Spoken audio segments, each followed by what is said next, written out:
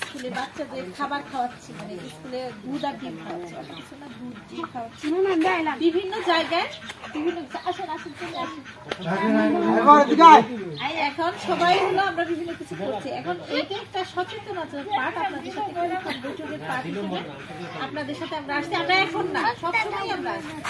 আমরা না, আমি না আসতে পারলে আমার লোকজন কিছু রেগুলার আপনাদের সাথে যোগাযোগ করে, বলে না ভ্যাকসিনের কথা বলে না, বিভিন্ন সময় ভ্যাকসিন করতে আসে তো, ঠিক আছে। আর আজকে আমরা ভ্যাকসিন তো আপনাদের করেছে, সাথে কিছু যদি আপনাদের কোনো পরামর্শ লাগে যে আপনার গরু মারা যাচ্ছে বা মুরগি মারা যাচ্ছে, ছোট বয়সের ছাগল মারা যাচ্ছে, যেটাই সমস্যা সেটার সমাধানেরও চেষ্টা করুন, ঠিক আছে।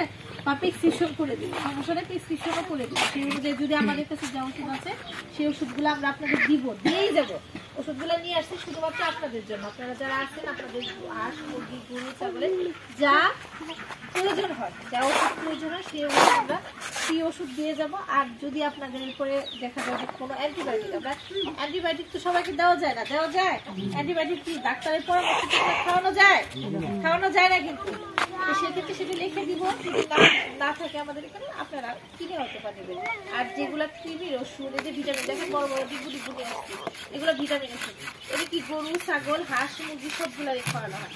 আর আপনাদের একটা কথা সেটা শুনলাম যে আপনারা মুরগি হাঁস মুরগির ব্যাপারে সচেতন না, মানে হাঁস মুরগিকে 3 মাস পর পর কৃমির ওষুধ খাওয়ান না। খাওয়ান সবাই? খাওয়ান না। তাহলে যদি হাঁস মুরগিকে কৃমির ওষুধ না খাওয়ান, তাহলে এই হাঁসের কাছ থেকে আপনি আশা করতেছেন ডিম, মুরগির কাছ থেকে আশা করতেছেন ডিম। আবার চিন্তা করতেছেন মুরগি বাড়ে না কেন, চিন্তা করতেছেন না? এখন ডিম দেওয়ার জন্য, তাকে বাড়ার জন্য তাকে যথেষ্ট পরিমাণ সাপ্লিমেন্ট দিতে হবে, তো খাবার দিতে হবে, সাথে কি তাকে ভিটামিন জাতীয় ওষুধ খাওয়াতে হবে, কৃমির ওষুধ খাওয়াতে হবে। মেন কথা প্রথমে কৃমির ওষুধ খাওয়াইলে তার মধ্যে দেবে যে কি নইলে যে দেখবে যে এত বড় বড় বড় বড় কৃমি বের হয়, ঠিক আছে, এত বড় বড় পায়খানা থেকে কৃমি বের হয়। কৃমি কি করে, কৃমি যে শরীরের ভিতরে গ্রোথটা, ওটা গ্রোথ হতে পারে। কৃমি মানুষের পুষ্টিগুণ সবকিছু খেয়ে নেয়। আপনার যে বাসায় পুষ্টিগুণ খেয়ে নেয়, যদি পুষ্টিগুণ খেয়ে নেয় তাহলে আপনার মুরগিটা বড় হবে কেমন?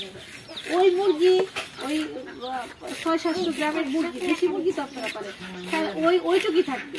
এটা যে একটু বড় হবে সেটা আমরা করতে পারি না। তার আগে দেখা যায় তারপরে একটু কি হয়, মুরগি একটু ঝোমা শুরু করে, যেই ঝোমা শুরু করে দেয় আপনারা অনেকটি জবাই করে ফেলেন। এতে কি আপনারা এতে আপনারা কি হচ্ছে, এতে কিন্তু আপনারা মুরগি উৎপাদন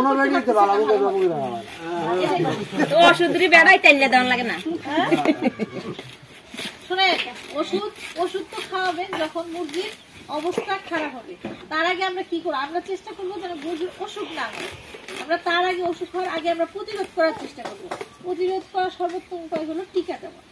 আমাদের অফিসে মনে করেন যে এই যে শাহপাড়া যে পশু হাসপাতাল আছে, সেখানে মানে মুরগির ভ্যাকসিন নেওয়ার জন্য ভোর হয়ে গেছে, মানে আসতে পারে না, তার আগে শেষ হয়ে যায়। ওই যে দেখে যে ভ্যাকসিন নেওয়ার সাথে সাথে কি মুরগিগুলা কি হয়, ভালো থাকে, সুস্থ থাকে। এই জন্য ভ্যাকসিন আনার সাথে সাথে ভ্যাকসিনও শেষ হয়ে যায়, বলে যে যত টাকা লাগে ভ্যাকসিন আমরা নিয়ে নিব। আর এখন আপনাদের